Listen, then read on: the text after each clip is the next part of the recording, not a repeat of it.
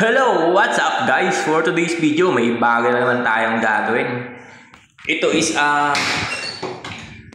dining set to. Ayan, nai-layout natin siya. Ang design nito is letter X tapos may brace sa gitna. Ayan, kung nakikita nyo. Nilayout muna natin siya sa kahoy.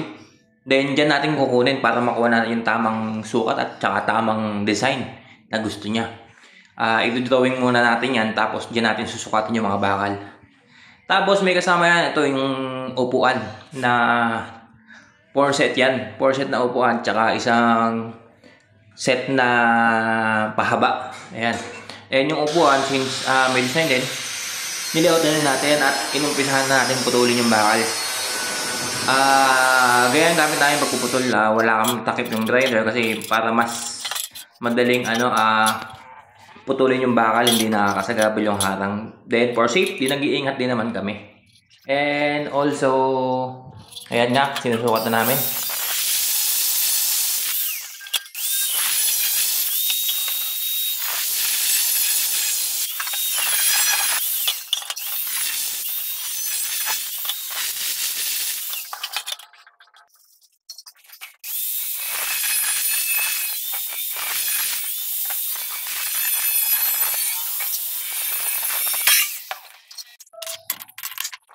At dito na putol-putol na natin yung maliliit. Ngayon, weweldingin natin siya yung pinakang gitna niya. Para malagay, isusukat natin yung sa gitna. And muna yung una natin weweldingin.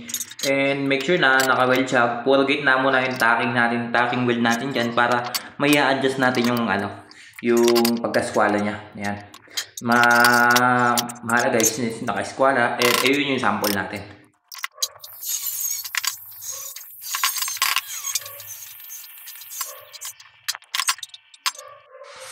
So, ito yung... pagkatapos niyan na-welding natin, 2 piraso siya. So, ito na yung legs, nakating na rin natin yung mga legs part niya. Kung walang sukat yan guys, depende na lang sa inyo kung paano nyo i-layout para makuha nyo yung mga design. Mas better mag-layout kayo sa isang plywood, tapos ito drawing nyo dun kung anong gusto nyo yung design na paa. Tapos, yun yung magiging nyo, parisan. Then, ganyan siya kung ayusin. X design yung niya, dining table na frame, tapos yung ibabaw pala niyan is tempered. So ayun, umpisahan na natin weldingin itong frame natin. Pag nabuo natin yan, 2 pares, ngayon naman susunod natin yung pang brace niya sa ibabaw at pang brace niya sa gitna na nakalabas. Kaya ganyan yung design. So ayun, let's go!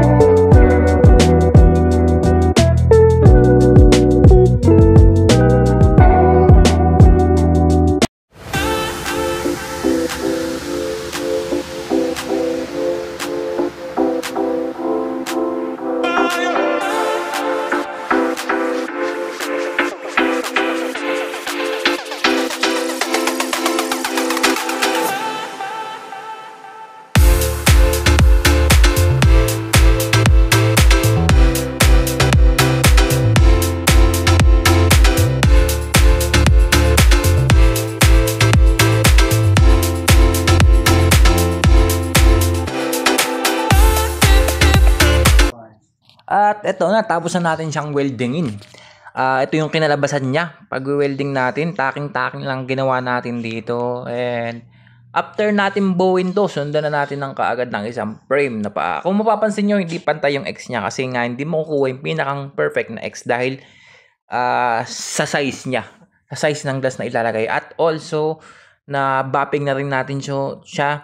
Gumamit tayo ng flap disc. Flap disc yung ginamit natin. And ngayon, pa-primer natin siya before natin lagyan ng fully top body filler para mas matibay yung mga parte. At saka matabunan yung lahat ng mga singit-singit, yung mga butas-butas. At para mas maganda tingnan. Ayan. Fully top ang gagamitin natin dito para mas matibay siya. And ito na yung gagawin natin kusunod na pinakang tray niya sa ibabaw. At saka yung pinakang brace niya, yung napapansin nyo, yung pinakang brace natin na gagawin is yung sa gitna nga. At sa nagtatanong ng sukat nito, ang height nga pala natin na gagawin dito is 80 cm yung height. Yung width niya is nasa 75 cm. Tapos yung width din niya sa ilalim is nasa 75 cm. And also, ang gagawin din natin glass dito is, ang width ng glass natin is 100 by 210. Iyon ang sukat ng glass na ilalagay natin. Ang usually, pang 6-seater yung dining table na gagawin natin. And ang glass natin is 10 mm. And dito, kinasana natin siya. Ayan. Siyempre, make sure na lagi tayo naka 45 angle degree sa mga part na gagawin natin at make sure laging malinis yung weldingin natin para hindi dumikit yung mga kung yung tinatawag nila mas dumikit yung ating pag-weld ng tacking yan. Lagi tayong mapapansin nyo, lagi tayong gumagamit ng 45 degree angle kasi napakahalaga yan lalo sa mga parting ganito.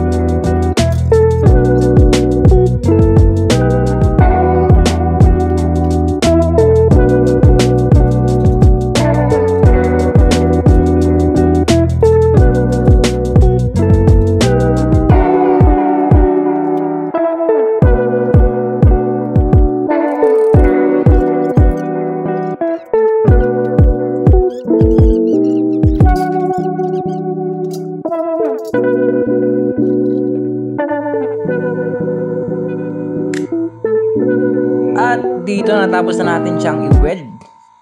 Dito na weld na natin siya sa part na yan. Kung mapapansin nyo, hindi natin isinagad yung pinakang brace niya sa ibabaw dahil nakapatusok yung design niya. And naka full weld na din siya. And also masilyahan na lang natin. And after nyan, hindi na natin nabidyohan yung ating pagpipintura. So ang ginamit natin pintura is epoxy primer and automotive lacquer paint.